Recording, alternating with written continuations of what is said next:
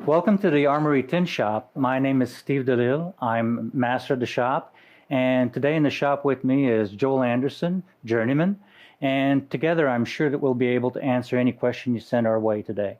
We are in a shop that's being recreated to look like the one that would be standing here during the time of the War for Independence. It's a shop that's active for a few short years right in the middle of the War for Independence, 1778 to 1780. It is part of the armory, so we have a military vocation. The armory's heart really is the blacksmith shop next door. But James Anderson is the owner of that shop in the middle of the war. We'll expand into tinsmithing by setting up a shop here that's going to be able to provide tinware to the troops. James Anderson is armored to Virginia. Most of his contracts are to supply metalworking services to the troops via the government, so he's selling it. And it's going to range from, of course, blacksmith's work, which can range from ironworks for the Navy to repairing muskets, bayonets, swords. But in our case, it's transforming into objects that are very useful to the troops. It's campware.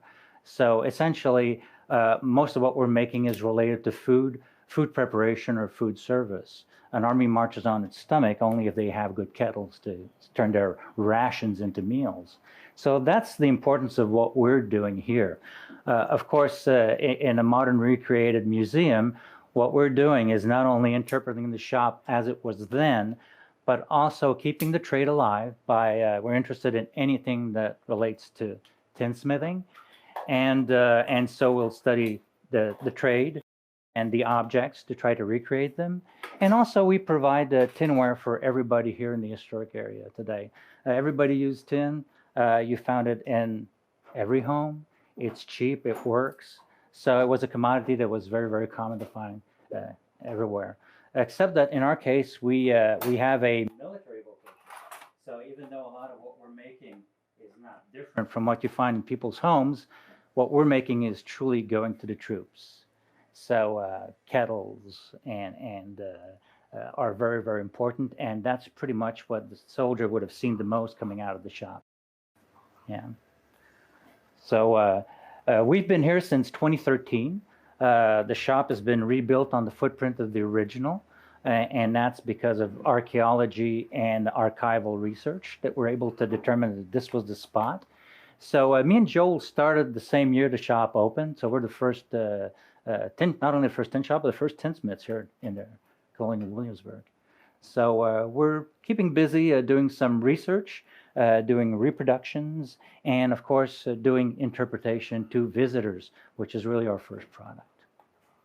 Yeah. So Joel has done a lot of research that led to his journeymanship. And he has, his interest is really the military, and that's really the reason why we're here. It's because of the war and supplying the troops with all sorts of things that they need. And right now, Joel, are you working like on a canteen? I've been working on a canteen earlier, but this is a series of porringers. Porringers, well, yeah. So the objects that we're making, although we are interested in canteens because they're kind of iconic of tinware that's done for the troops in the 18th century, it's not necessarily something that was made here in the shop.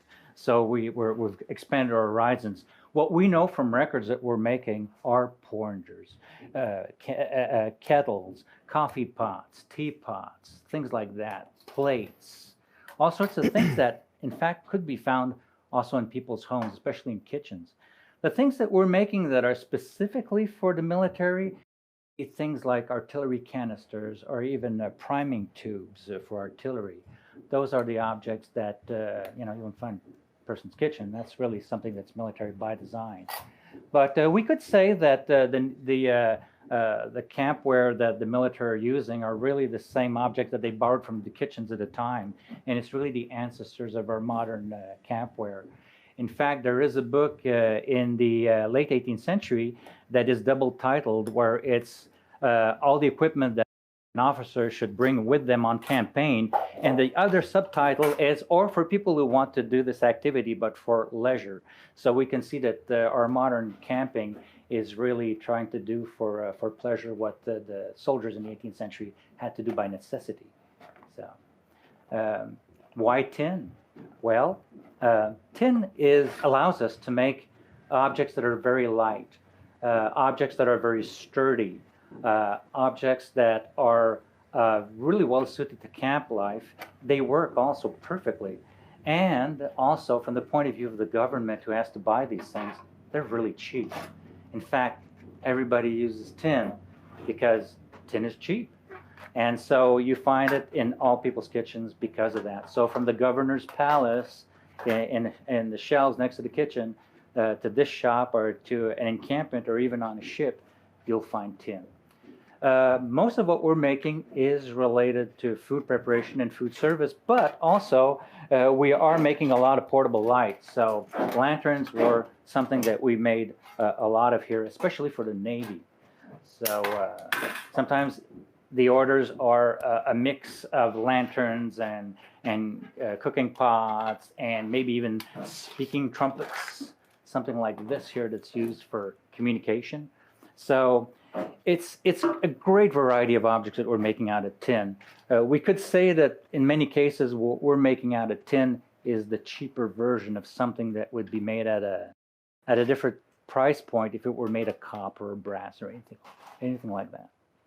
Yeah. So please send your questions. Gentlemen, we have a number of folks watching and glad to see you. Daniel was wondering where the tin would come from before you get it. How does it come to you? How do you get it? Yeah, where does the tin come from? That's probably the greatest shop here because we are supplying Virginia troops here. And they're fighting the British. And when we're not at war with Great Britain, the tin is British. In fact, the tin is going to be British for a long time. Tin is tin-plated iron. And although we have a lot of iron here in the colonies, we don't have any tin to put on it. It's tin-plated. So Great Britain has a lot of tin resources. In fact, some of the richest deposits in Western Europe are in Cornwall, Devon, places like that. And they've been providing tin, especially during the Bronze Age, since the time of the Phoenicians.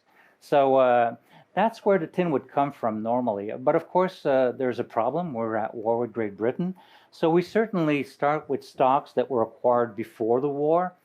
During the war, there's always a way of circumventing embargoes like that. And one of those is, we believe, St. Eustatius in the Caribbean, which is a free Dutch port. Well, that will last only until 1780 because the British will attack, loot, destroy St. Eustatius because, of course, it's undermining their war effort. And well, that was a neutral port. The Dutch were neutral, so that puts the Dutch on our side, and that cuts that source of tin. But we know that some through actually Joel's research, we found that there's other sources. One of them is through the French Caribbean. So sometimes to circumvent the British Navy, we're going directly to the Caribbean to get some goods that were brought over by European nations that are allies. So, and we know that it's also, that's specifically for Williamsburg here. But we know that in other colonies, it's offloaded off French ships when they're offloading, off of equipment that's destined to the troops, and muskets and uniforms and things like that, because they know the logistic importance of the tin. So it seems that we don't, for the short while that we're here, we're not running out of it. But one thing is sure, after the war, we go back to buying British goods as if nothing had happened. So for a very, very long time, tin is British through the 1800s. And the only thing that's going to change that is the McKinley Tariff Act in the 1800s, where tariffs are going to be imposed on a lot of imports, including tin, which is going to artificially raise the price of tin, and then will incite or encourage our iron industry here to go into that business. But when we do so, we have to import tin to put on our own iron. But that's more than 100 years after the period that we represent here. So a couple of more questions about materials. One from Chuck, who was curious if there was any lead in tin. And then another from Pat, wondering if pewter would be more expensive. So maybe from the customer's point of view, with certain things where it So could be pewter. pewter is more expensive because pewter is an alloy. It's mostly tin, and tin is very expensive. It is on tin plate that we call tin, but there's so little of it that it doesn't make it that expensive. Tin plate is more than 99% iron. And the other question was about lead and tin. Well, our glue in our trade is solder. And solder is tin-based, but lead-bearing. Today in the shop, we don't use it, but that's a modern concession. We're the first generation of tinsmiths to not use it for the obvious reasons. But tin and lead in the right proportions makes a great solder that this trade evolved with. And so it's actually called a eutectic alloy in the proportions of 2 to 1, 2 parts tin, 1 part lead. You get really good solder that melts at a lower temperature than both the metals you use to make it. So the lower the temperature you can work at, the easier it is, and it does flow beautifully. It's got a large window also to work at. Now we have to work with lead-free, which works at a much higher temperature and doesn't work as easily, but it is a good long-term investment into our healths and everybody else's. So yeah, historically it would be in the solder. We don't think it's a problem because of the way they're using these objects. It doesn't leach out, but yeah, there's lead in the solder. A question from Carl, who sounds like he knows you guys, but knows that you know that he's interested in tin kitchens or reflecting ovens. He sees a couple in the frame, is wondering if you could talk a little bit about one of them. We make them today because they're just cool objects to make. We don't have them in the records, but they do exist way before our time, and you can still get them online today in France on online hardware stores because a lot of people have still chimneys. It's a portable rotisserie, and it's made of tin because it's a great material to make a reflective back. So using one of those with a spit in the middle, it's to roast meats. We made one for our foodways here, and compared to just putting meat on a spit over a fire, this object will cut the roasting time in half because all the heat that passes by is going to be reflected towards the center. Reflected towards the center of the oven on the spit. So we actually had a few chickens on it last Thanksgiving, and they were excellent. It works very well. And you have to put it on. You have to have this kind of fireplace, of course. So you turn the open face towards the fireplace, and you have like positions on it, so you can sort of like index it to have so that it roasts all around. So once in a while you have to check it, baste it, but it works very well. Yeah, and I think the other thing he may have been pointing to in the frame was maybe this, which looks like a roasting oven, and it's very similar to that, but it's actually a prototype that Steve's been working on of actually a cheese toaster or a toaster for bread with some sort of cheese on it for making Welsh rarebit or something like that. But this is actually a prototype that we've been looking at for the past few months, I guess, based on some small miniatures, right? Or no, the silver ones. That one's actually copied from a silver one. So we've got a couple different patterns for it, but it basically does the same thing, except this shield comes off, and you have this tray that allows for pieces of toast to be set there with cheese on top, mustard, whatever you have, and then that reflector sits on top on front of there, and then you put it in front of a fire. The heat comes in and toasts from the top down. You see a lot of these made out of silver, and if you were to visit our art museums today, you'll see quite a few cheese toasters on display, but they were made out of tin-plated iron as well, and these were being asked for by some museums in Great Britain. So we're prototyping those up. Kay was curious about, and I know there's a lot, all the stuff on the table. Maybe could you each pick an object you made and maybe a tool and tell us a little bit about those things? Okay, well, I'll start with this one, and then I'll go to Joel, because this is the hardest thing I think I've ever made, and it's a tea kettle. And it's just that it's complex because it's raised on the bottom and it's got folded seams and all that.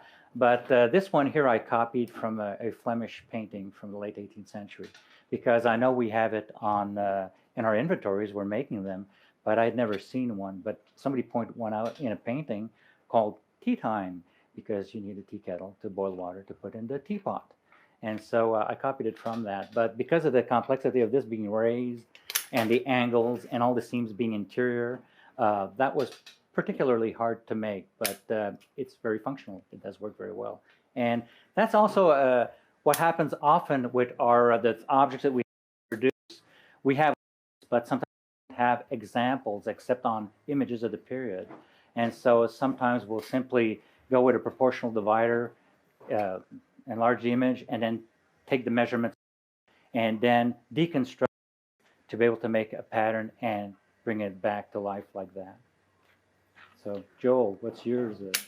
Yeah, we've got a lot of things here on the table, and we try to keep the table filled with things that we know that this shop made historically for Virginia's Army and Navy, so that when people can normally come into our shop and handle these things, they can get a sense of the scope of the work that this shop was actually producing. Within that, though, we know that they were producing coffee pots. So coffee pots are one of the things that we make a lot of, and they get used a lot today by all walks of life, different museums. But we've copied those off of different images and original pieces. We've got measuring cups that we've created. So from a gallon all the way down to a half cup measure, or what might be referred to as a Gill cup, Gill. We know that this shop is producing. So measuring cups would allow the military to ration out foodstuffs so that they're not overfeeding or underfeeding their men with calories, offer them alcohol rations as well. And actually measure out powder. One of the things we know that is being produced are funnels. Funnels are being used for helping fill musket cartridges and other artillery ammunition. This is copied off of an original that was found archaeologically at Fort Ticonderoga up in upstate New York. We know that plates are being produced quite a bit. And like Steve was talking about earlier, we know that much of the work that was being done here is for food preparation and consumption. And other things that are very common to 18th century tinware, things like canteens, fife cases, cartridge boxes, we don't see on our records at all, which is an interesting thing for us as researchers, trying to figure out how this shop existed within the framework of military supply. If these things are indeed needed by other troops, where are they getting them if not here? And the fact that we've got all these things like teapots, tea kettles, many accounts of cups and saucers for coffee or tea, even sugar bowls and salt cellars for holding loose grain salt are being provided to the Virginia military, but not these other things that might be thought of as common tinware military objects. But that helps us identify maybe the culture and the society at that time and how they're waging war, where they're wanting to invest their time and resources into providing for the military. One of the most interesting pieces that we get asked about commonly as people come into the shop is this piece right here. It's kind of an awkward looking piece, but it's a speaking trumpet or megaphone for naval crews to use so that their voices can be heard. They can hail another ship. But one of the things we know we made quite a few of. Tea canisters. Then across the back here we have all sorts of different types of lanterns that could be produced in the period. One of the most common that we know that this shop's producing are these horn lanterns. So this is actually made with cow's horn, which is delaminated, making it a somewhat 18th century style plastic material that's flexible.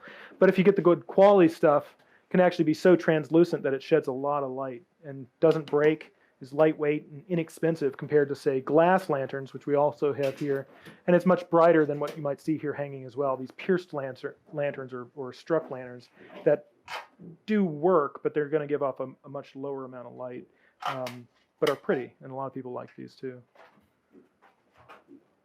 Two questions from Carol. She was wondering how many people work in the shop, and then if you signed your work. And maybe we can answer that today and also in the 18th century. We only have the name of one person in the records, Nathaniel Nuthall, who works in the shop here. And Joel's been helping us to more identify him. We had some notions of him through records, but through Joel's research, we know that he's sent here by the state. So he's really employed by the state. And that's the only person we know. Today, also, in the shop, we have three people. There's me, Joel, and Jenny Lynn, who's apprentice. And we do sign our work. And the reason for that is that, well, we're proud. But also, we don't want these objects to pass for antiques. So not only do we make them by hand, but also our material is good quality reproduction material. And for an untrained eye, or even maybe a trained eye, in several years from now, these objects might have a life of their own, and they could pass for antiques. And so to avoid that and to help with curators in the future, we mark Colonial Williamsburg Foundation, CWF, the year and the name of the maker on them. It makes it collectible too. But but yeah, it's really because we should do that. And also, I would say that for a curator who, with the technology that we have today, if they really want to know if it's a period object or not, they can just analyze the solder. There's no lead in it, so And I don't know if which you is brought not this up period. or not, but we signed them because a lot of times in the 18th century they did not. So, you know, when you Yeah. look at antique tinware, it could be from 1850, it could be from 1750 or 17th century stuff. Most of the time it's anonymous. And it's hard to date. Yeah, it's hard to date because the styles stay relatively the same because you're working with the same materials, some of the same Yeah. limitations. Yeah. But by signing our work, we can, you know, provide a nice tight date range and who made it and, you know, the context Yeah. behind it. Yeah. Tin it has a tendency to be very, very stable in the patterns because it's about efficiency of using this standard size sheet. So once you find a really good pattern that doesn't make you waste this, you have a tendency to stick to it. Yes, you're going to be influenced by style and all that, but generally we have a hard time dating objects made out of tin stylistically because they have a tendency to be simple geometry and very utilitarian. Yeah, a good example of that might be a coffee pot like this style here. You could see these in, you know, late 17th century English paintings, and you can see them archaeologically popping up through the 18th century. You see them in 18th century images of coffee houses and people's uses, but then they're in, you know, 19th century catalogs as well, basically the same thing. So being able to identify what date range this actually has would have to be that connoisseurship that's developed by being a maker, being a study, you know, a student of the period and of the technology in the society. A question from Angelique, who is curious about Japan ware. What is it? How do you make it? Do you make it? It's Japanning is kind of a general term for any shiny painted surface. It could be that, or it could be really the imitation of lacquerware that is inspired by Asian, Chinese, and Japanese imports of the period. So it influences everything in material culture, especially the decorative stuff. And so what you have is often baked finishes on the. I'll actually grab this here. Gives you an idea of what that could be. So you know, linseed oil mixed with the pigment, or it could be even with asphaltum, and it could be either left shiny like that in unbaked or baked finish. So yeah, it could be that could be the ground either black or red. You see in period paintings of the period also green, and that could be just the ground for more decorative painting, maybe floral or else or bordering also. So yeah, it's a way of making this object higher end, more decorative. We know that there's a whole category of this kind of tinware that's produced in Wales called Pontypool ware that is very, very ornate and very sought for and very decorative and found in the best homes. It can go from trays to tea caddies. It can have a lot of floral decoration on it. It can have coat of arms. It's really kind of a conveyance for that sort of art or that decorative style. Yeah. Carl was curious about your tools and stakes. So where would those have come from? Those that we have today were made, most of them make next door by our blacksmiths, and they are copies of some that we have in our collection or that we were able to take photos and drawings of from other collections. So they're all reproduction stakes, and to the best of our knowledge, they're the closest that we can get to what they had then. There are pictorial sources that are very, very scarce for the period. Some of them are French and or continental European, and that seems to be a different style than what we see in England. So we're trying to. That's harder to find, but we can see that there's probably, again, a persistent form in the tools because of You know, once you find a way to make a tool that works really well and you're working by hand, it's just a matter of having more skill. But the tools seem to be rather stable in design over time too. Yeah. Both Becky and Pat were curious about the things you make today, and if they were just for sale to the general public or for reenactors. So our first goal is really to make these objects to interpret. So our first product is really public education, or so visitors that are coming here and want to see these objects and handle them. Not so much these days, but they can still come and see. We do make them for our own use here in the historic area, but we do make them also for sale. We do make them for sale here in the stores in Colonial Williamsburg, but also visitors can order these objects from us. We've made the things that are even exhibited in museums, because to our knowledge, we're the only shop that works completely in an 18th century sense this way. A lot of other tinsmiths that are working traditionally can have the luxury of using an electric soldering iron or a modern machine.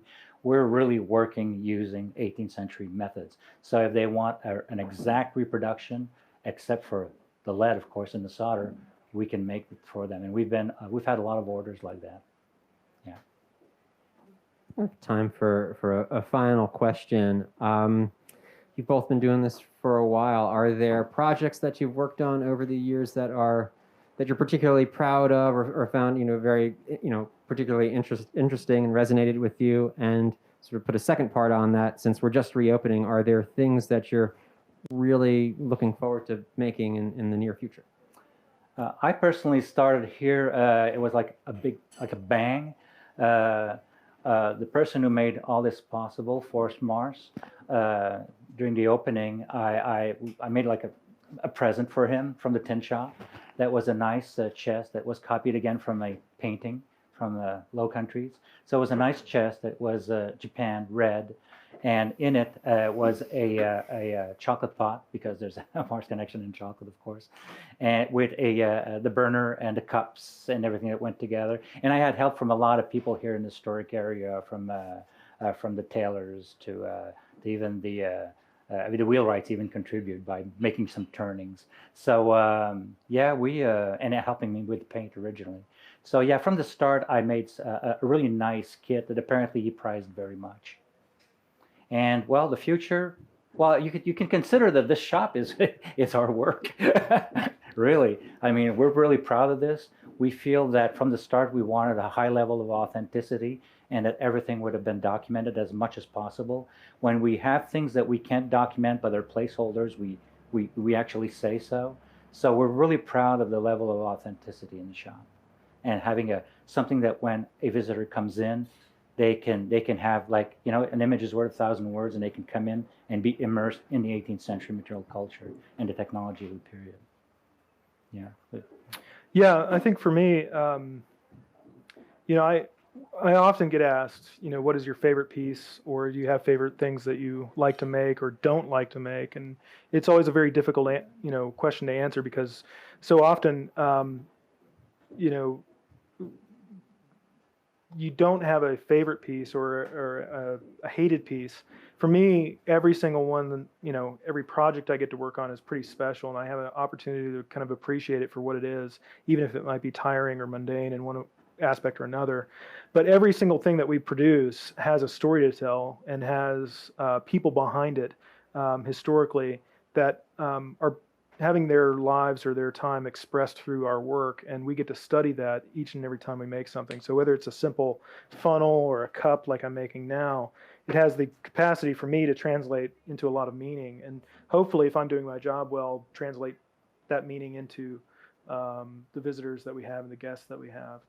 When we have challenging projects, that's really fun, because you get a chance to develop and grow, and you learn from your mistakes in that way. And so it's always a fun thing to do. And when we started this shop, we were very green. We were brand new to Williamsburg's history within tin work, the military work that was happening here. And so we're ongoing with our research of who was doing the work, what was the scope of the work, how did they do it. All of these aspects of this past technical work and the people doing it are are still being generated. So hopefully, if we were to do this again in 5 years, we'd be saying some new things. We'd be saying different things if we're doing our job correctly. So that's always exciting, is stumbling upon the next big thing. And there's always learning. yeah, we're always learning, and that's the job, really. So our job is not to find the answers, but ultimately to just kick the ball down the field far enough for the people that come after us to be able to pick that up and move with it a little bit further, and hopefully reveal more of that story and become more inclusive, more detail oriented with that. So that's always what I'm inspired by. So we've got projects coming up that are going to be researching more of what happened here during the war, who was doing that work, as we try to figure out who Nathaniel Nuttall was, where did he come from, where did he get his training, is he from North Carolina or is he from Gloucester, Virginia?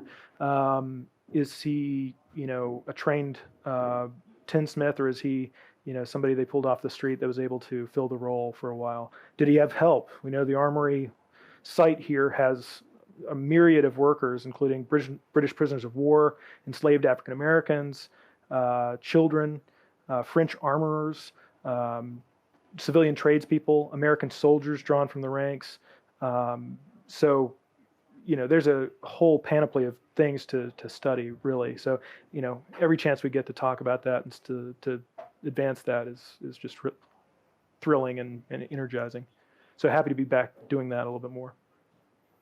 Thank you, gentlemen. We'd love to thank all of the people at home watching and asking questions and coming to visit us. Of course, all of our programs are made possible by the generosity of our donors. To learn how you can support programs like this, please follow the link pinned in the comments below or visit us at colonialwilliamsburg.org. Joel and Steve, thank you again for taking your time to share your trade with everyone. Do you have any final thoughts you'd like to leave folks with? Well, thank you for visiting us virtually and for your questions.